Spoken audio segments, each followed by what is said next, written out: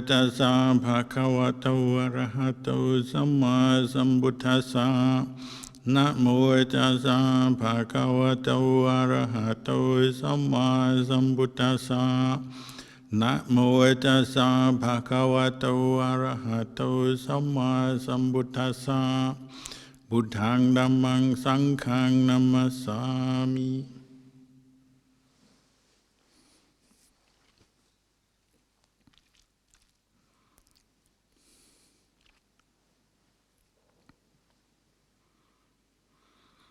Your blessings to you all. Last week we entered the 3-month range retreat, the Vasa, and we also celebrated Asala Puja, the full moon day when the Buddha gave the first sermon, the Dhammacakkappavattana Sutta. And they say that first year after the Buddha's enlightenment, after he gave the first teaching, the Dhammacakka Sutta, Venerable Kondanya became the first Sotapanna, stream winner in the Buddhist dispensation. And then on subsequent days, the other 4 ascetics also became stream winners, Sotapannas, listening to the Buddha. They say the Buddha would go out on arms round with the others every morning and then come back and teach them more Dhamma. And we don't have the records of that, we can only go by the commentaries. But they say that on each day, one of those other 4 ascetics would gain the Dhamma eye and become a stream enterer until they were all stream enterers. And then after 7 days, the Buddha gave his next important teachings that we do have record of. It's known as the Anattalakkana Sutta, and the teaching on the characteristic of not self.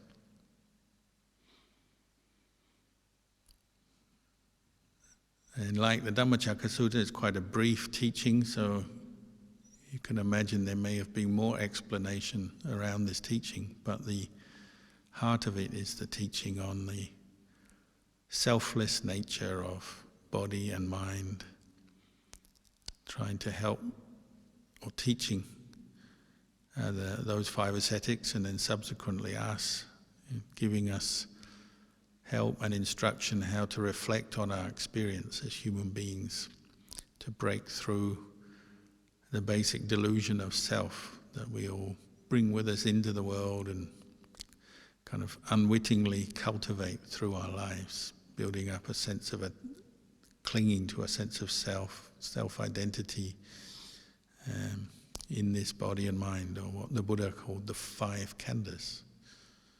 So form, feeling, perceptions, mental formations, or thoughts, and sense consciousness.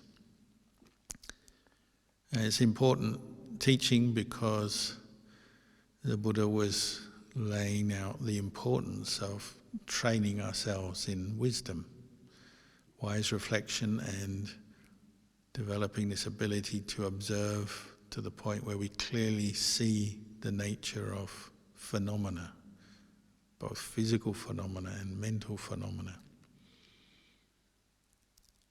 And this is a training, just as the training in Samadhi, developing mindfulness on an object, developing states of Samadhi and calm is a training.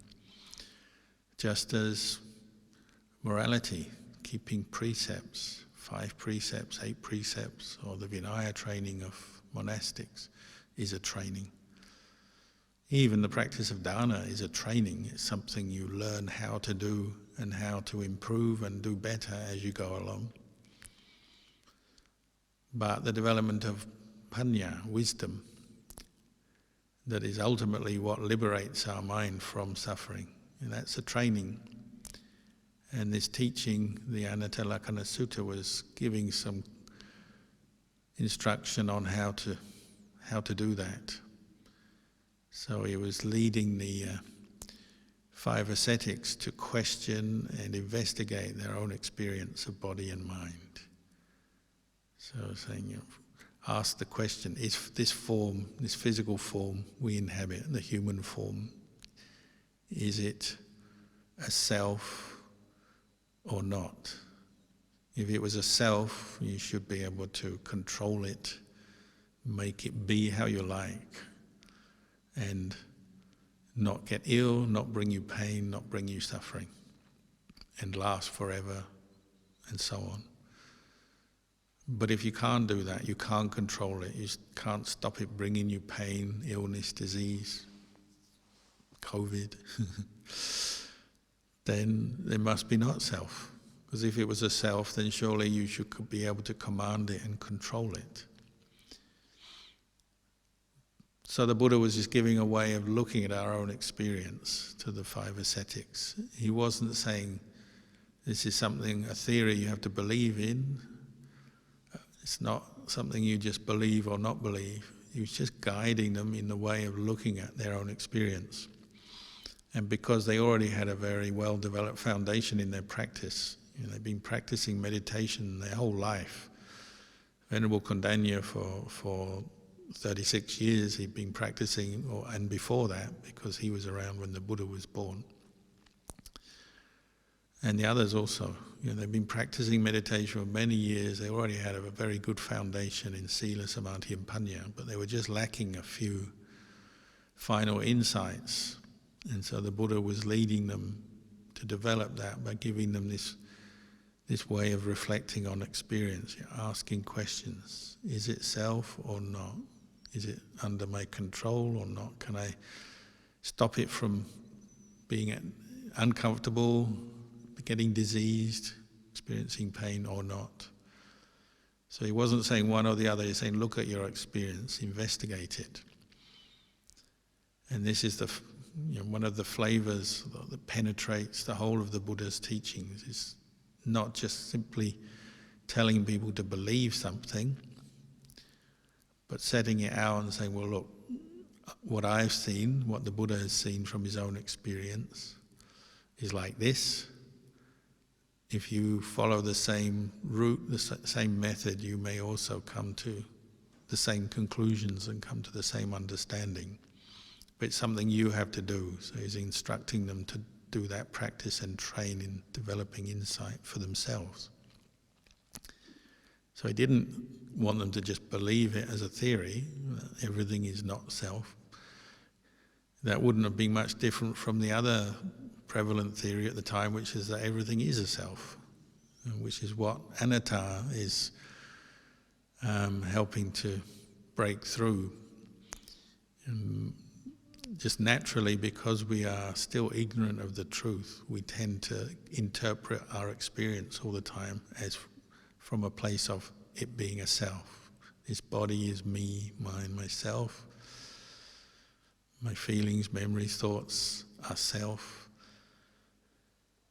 And there's that sense, even for those who had that belief and faith in rebirth, with the delusion of self, the view is, well, this is a self that just goes on from birth to birth to birth in an unchanging form. And this gave basis for the caste system in India at that time, and many other what you call wrong views. So the Buddha was questioning that and leading his students to question that, which at the time was revolutionary. The Brahmins in India were the leaders, and to question them was seen as heretical, not good, bad karma. Whereas the Buddha is saying, well, we should question things. We shouldn't just take things for granted, but question for the purpose of, there's a goal, there's a purpose to it, and that's to find the truth. It's not questioning just to reject everything in a way of just rejecting for the sake of rejecting to being stubborn or obstinate or rebellious for the sake of it, but it's more to pursue and find the truth.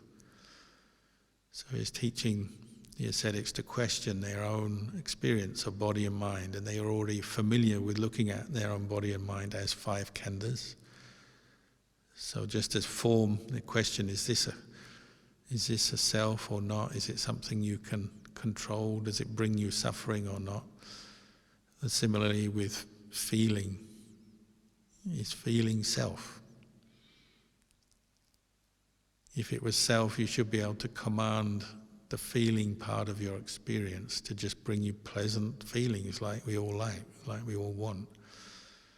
Pleasant feelings all day, please.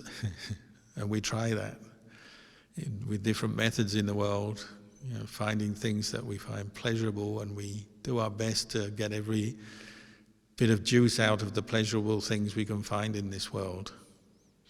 Ajahn Chah used to talk about it, you're like a dog with a bone. Even though that bone is long dried up, there's no more flesh or even a trace of blood or flesh on it, still chewing, just hoping to get a little bit of joy out of it over and over again, out of habit and out of just wanting and hoping. And we're like that, trying to get every last bit of pleasure out of life, hold on to it, keep it, partly to get away from the pain and dukkha that comes with human experience, and partly for itself. But we can't do it. The nature of the world is you can't sustain pleasure all the time. So we can't command this body and mind just to give us pleasant feeling all day long. Anyone who says they can is deluded or just trying to trick you.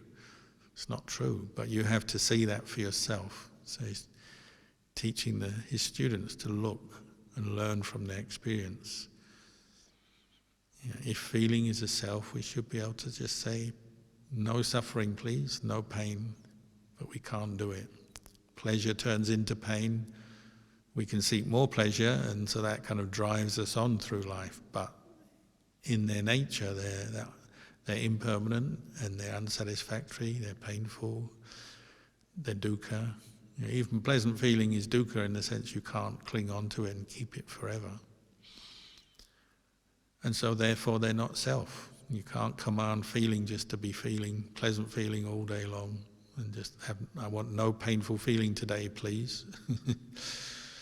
It'd be good if we could do that, but we can't. Same with perceptions. If they were self, you should be able to command them not to bring you dukkha. But memory and perception does bring us dukkha because it changes. It's a conditioned thing. You notice how your perceptions trick you up. Sometimes we believe in our perception and it's a wrong perception. You want to see something and know something and trust in your perception, and maybe one day you realize you got it wrong. You thought that something that was right was actually wrong, or something that was good was actually bad, or something that was pleasant was actually unpleasant, and so on. Perceptions, the Buddha said, are like a mirage. They trick us all the time, delude us. But when we grasp onto them with a sense of self, that delusion causes us suffering, because they're changing all the time. How much suffering when we can't remember something we used to be able to remember. Maybe even your best friend or someone you know well, you forget their name. Or on a more profound sort of basis, deeper basis, how perception tricks us. Maybe somebody you know, you have the perception that they're someone you don't like, someone who's, you might say, is your enemy or against you. You cling on to that perception, and then one day something shows you, oh, that perception was all wrong. Maybe that person is actually a good person, maybe they've actually helped you. You didn't realize, or you just wake up to the changing nature of perception, the conditioned nature. I can always remember there were two monks who didn't get on so well together in the monastery. So normally, like you would, if there's someone you don't like and you have the perception, this person is not my friend, I don't like them, don't get on with them, or you tend to stick with that perception, that label, and you put it on them. So they would always react according to their perceptions. One would not like the other. And then one day they're walking along and one was behind the other, and one monk made a mistake. The monk he usually thinks of as someone he doesn't like, doesn't get on with, doesn't want to be with, he saw as another monk who was his friend. So it was a trick of his own perception. So he called out to the monk he normally didn't talk to, didn't like, as if it was his friend. He said, Venerable, here you are. So he was smiling and happy because that perception of that person was that his friend.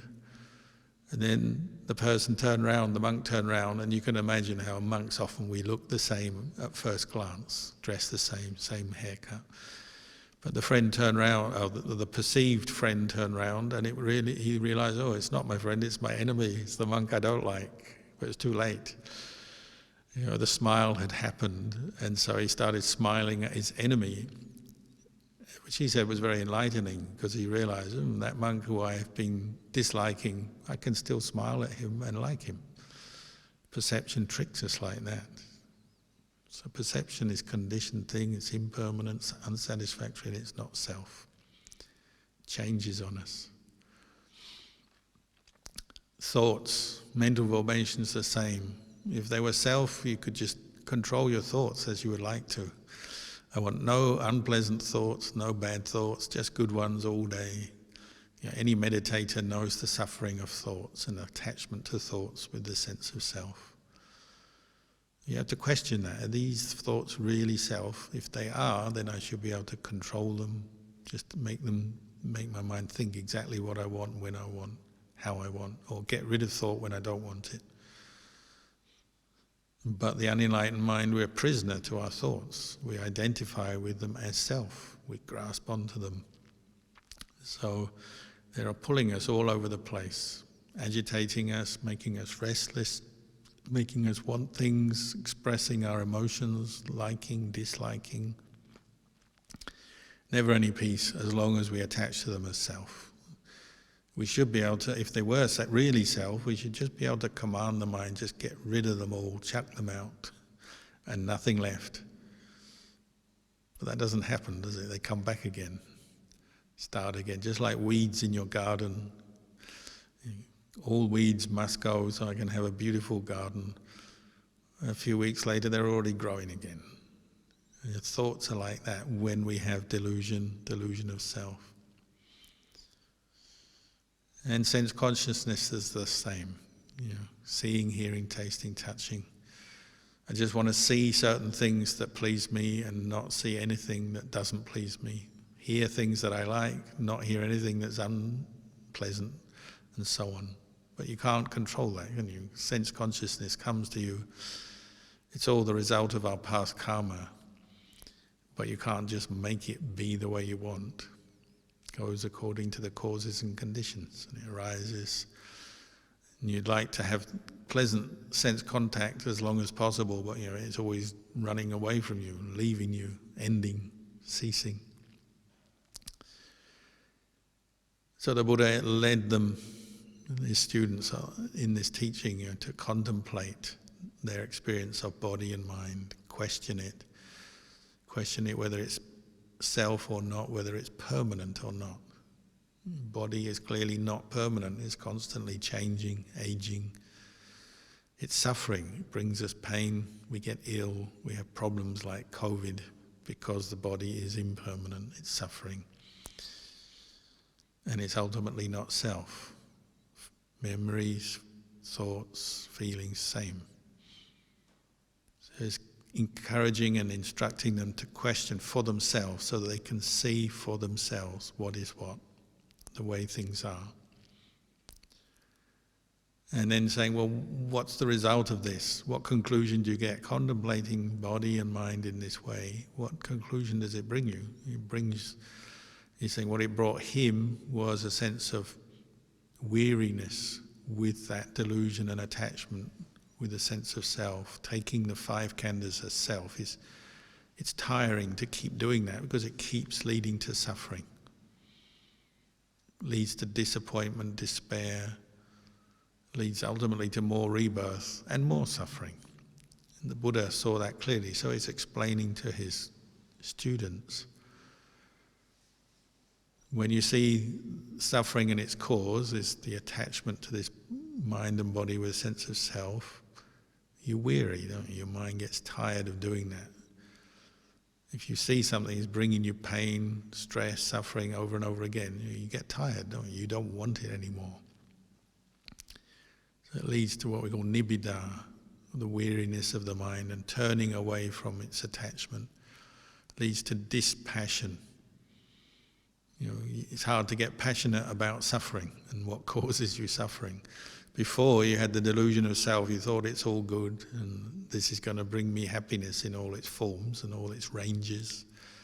But ultimately it can't, so you get dispassionate towards that which is impermanent, suffering, not self. Which leads to liberation, vimutti, and cessation of suffering by letting go of attachment.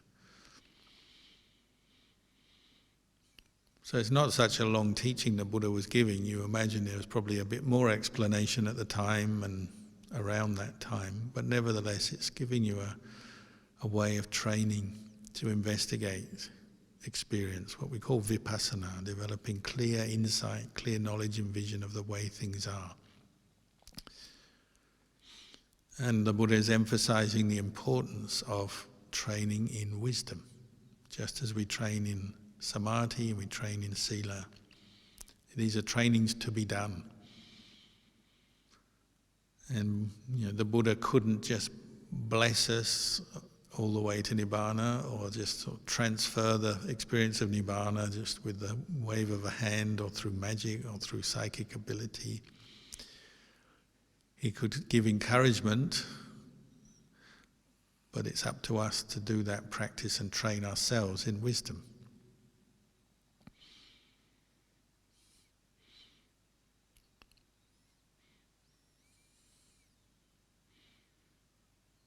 And this training in wisdom is something he encouraged at every level of the practice. So, on the normal way of relating to the world, relating to other people, the Buddha would talk about there is a self.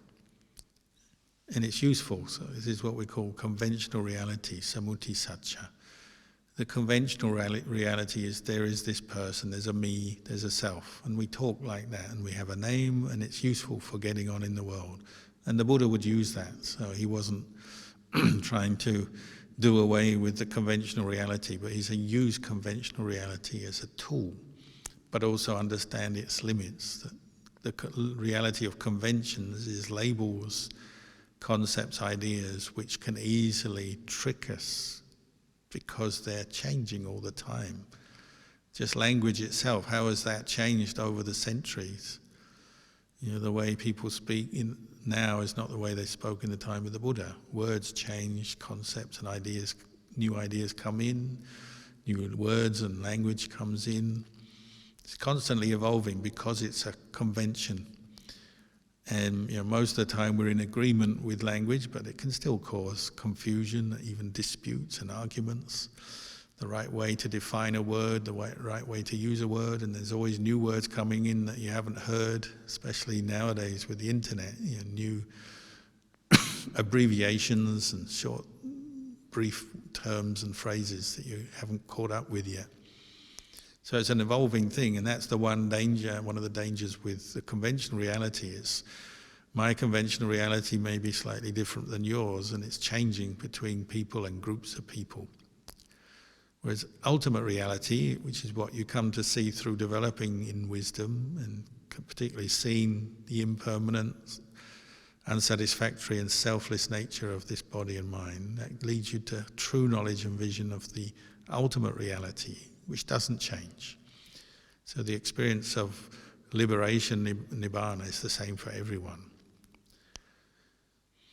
But the conventional reality is something we still use to get to nibbana. It's a tool that we have to use. So the Buddha was quite adept at using that tool. And he said we should learn as well, learn to use language well, learn to use the concepts of the world and the conventions and customs of the world we use to our advantage. So like the Vinaya training or the training in Sila, is based around a self. There is a person who follows rules and practices and training rules and keeps precepts and refrains from certain kinds of behavior and does certain kinds of behavior. And that's based on the idea there is a self. And that's okay up to a point, but it's helping us get to that point. You're training us in mindfulness. There is somebody who practices mindfulness. There's somebody who tries to live their life in an ethical way where they don't harm others or harm themselves through their actions. And we talk about a self who does that. And that's useful. But then as we deepen our practice, we start to shed that attachment to self. Doesn't mean to say we stop keeping the precepts or the Vinaya or doing good, but you also see through that there's ultimately no self in that. There's no one doing good or keeping precepts. But you still understand their value and their use as part of the path. Doing dana is the same. Practicing generosity and compassion in daily life. We still use the convention of self, don't we? There's a person who does things, practices charity, gives things to others, helps others in different ways. There's a person who supports others, encourages others. There's a person who forgives others. We still use the convention of self, but it's a vehicle leading through to the ultimate reality that there is no self. And you have to start training in wisdom, even on the level of generosity. When you do help others and practice kindness in different ways, generosity, the Buddha encouraged us to stop and just check, is this sense of self arising in the things I do in daily life? Am I attached to that sense of goodness, good actions, even though they're still good and worthwhile and helpful, but do I develop an attachment to them with a sense of self? Because then you can turn the good into something not so good by that attachment. It can be a delusion, so a sense of conceit, craving can arise based on a sense of self. And you notice, when suffering arises in the mind, why is it there? Well, because some attachment to self has arisen, even in helping others. If we're not careful, we start expecting things in return, maybe. So we say, I'm helping them so I can feel good, or so other people can recognize my goodness and praise me and hold me up and I feel happy. Or maybe it's good for business, by helping others I get more connections and know people, so it's good for my business and what I'm trying to do in life. All of that is subject to suffering, isn't it? When you don't get what you want or the things you're expecting or hoping for when you do good, then you can get disappointed, angry, even just give up. And people experience that, don't they? They say, I've helped them for so long now. I didn't get what I wanted, so I'm not doing it anymore. And they go to disappointment or despair, anguish. Because the sense of self wasn't picked up. It's a bit like contact tracing, isn't it? You've got to find the COVID and then find where it's gone in the city, which groups of people have got it from the contact tracing and testing and so on. It's the same with this sense of self, which causes us suffering. Even in the good you do, you have to keep checking, is my sense of self arising, and am I getting more conceited in one way or another through the good I'm doing? And that practice goes on right through even to the development of deep states of samadhi. It's quite common, you even hear the Buddha talking about his past lives when he was a hermit and he was practicing meditation in the cave. He didn't want to leave his cave because the world is such a confusing place. Rather like us now, some people don't want to leave lockdown because they get so cozy in their house, they don't want to go back out into the confusing world and the problems of the world. Even the Buddha had that when he was a hermit. He'd rather sit in his cave in deep jhana, in samadhi, enjoying that bliss, but he wasn't yet enlightened, but he was as if hiding from the suffering of the world and sticking with his exercise in meditation, concentrating the mind, which is certainly a very special thing, a very amazing thing that people can experience through meditation, but there still can be a basis for attachment to self in that. So the Buddha could, as a hermit in a previous life, he could come out of the cave sometimes and he'd still have anger because he didn't want all these coarse objects to deal with the world and all its world's problems. You know, he rushed back into his cave and, I don't want it. It's far too much noise, too much distraction out there, disturbance. So he'd go back into the cave.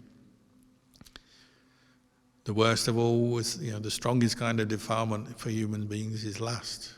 Sexual desire, love, desire for things that we love. And the Buddha, as a bodhisattva, once he's going out of his hermit's cave into society and he sees the beautiful woman, falls in love with her, gets obsessed with the vision, the sight, and the imagination takes over, so all his jhana disappears and kind of crashes to the ground from his very exalted state of jhana and samadhi. It all disappears and he's back just with a mind of lust.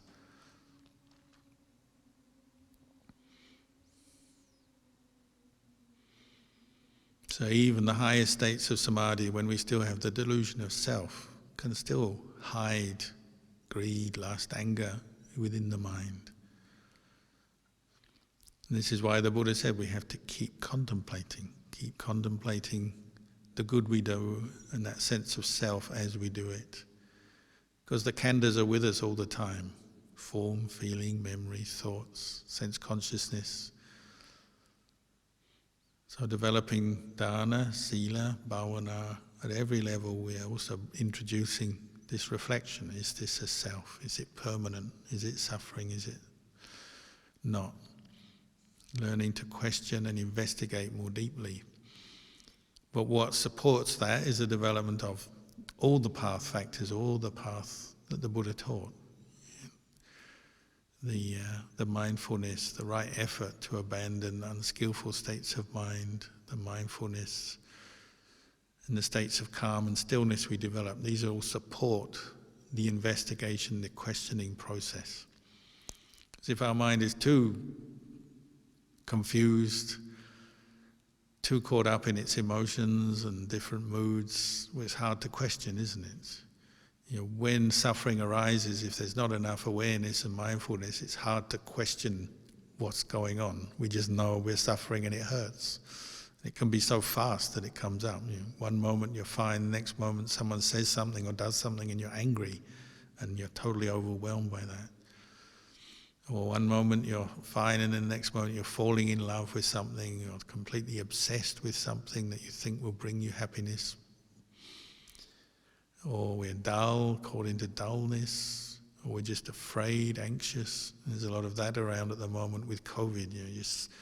People have panic attacks and anxiety attacks about what might happen and what's happened to life. It's not like it used to be.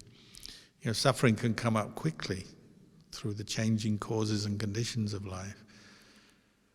And when it does, that sense of being able to investigate and observe experience disappears at that moment, and all you know is suffering, and it hurts, and you're unhappy.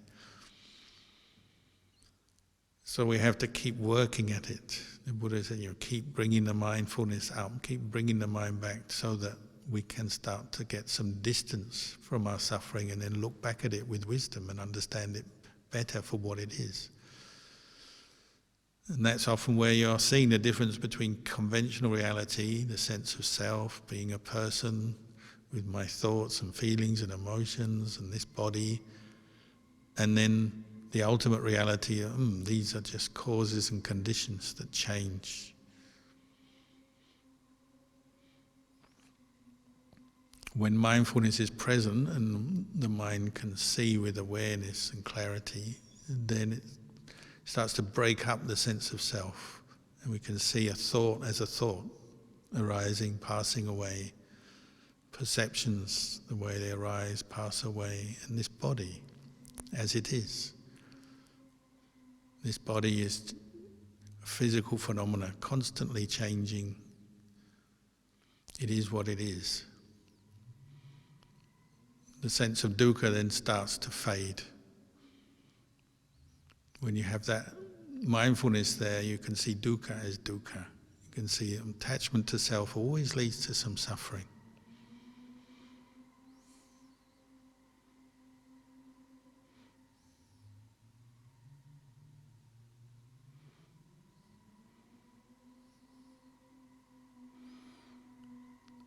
So this is what ultimately gets us beyond suffering, and bringing up wisdom and insight into the three characteristics directed back to our own experience. It doesn't mean to say we can't invest time and energy solving the problems of the world, improving the world around us, helping other people, helping our families, those we're responsible for, helping society. Of course, we can as well. But in order to keep our mind on the path, we also have to keep coming back to look at this sense of self that forms as we're doing that. Because, even helping other people, if it's leading you to more suffering and more delusion, ultimately we're not helping them that much, and we're not helping ourselves. So it's like we have to keep checking and observing and investigating. It doesn't mean to say you give up, but it just means using your mind as you do these things. As you practice for yourself, as you practice dana, sila, bhavana, as you help other people, as you go through your life, it's almost like you can use the suffering you experience as a clue. If suffering is arising, there must be attachment, clinging to a sense of self. So where is that? And then developing these ways of bringing up mindfulness so you have the chance to observe your experience from a place of detached awareness rather than just getting caught up in it all the time, lost. Even just when you are feeling some stress and anxiety, just bringing the mind to the breath, following the feeling of the breath for a few moments, calms you down, doesn't it? And then maybe some of that unpleasant feeling you've been experiencing or the negative thoughts may fade a little bit. Not completely, but enough for you to stop and say, this is impermanent. I don't need to grasp onto it so much. And knowing that that's something that you can do, that's a form of wisdom, isn't it? It's a form of magga, the path that the Buddha taught. You have something to turn to when you're suffering. Go to the breath. Like someone was asking today, what do you do when you can't sleep at night? Well, you can follow the breath. When you can't sleep because you're so anxious, worried about things, follow the breath. As you follow the breath, some of that anxiety subsides a bit. You're letting go of that sense of self that formed around the anxiety and seeing, well, there's also this place of awareness. You might say that, well, this awareness, isn't that a self? Well, for the moment you could say it's a self, but then keep questioning that as well. It's like there are many layers of self, many things we take as self, and you gradually investigate them all. There's nothing within these 5 khandhas that's not open for your investigation and learning and for wisdom to develop. But we go step by step. So sometimes you let go of a worse self and take hold of a better self. And then later you'll find an even better self, and you just keep investigating like that.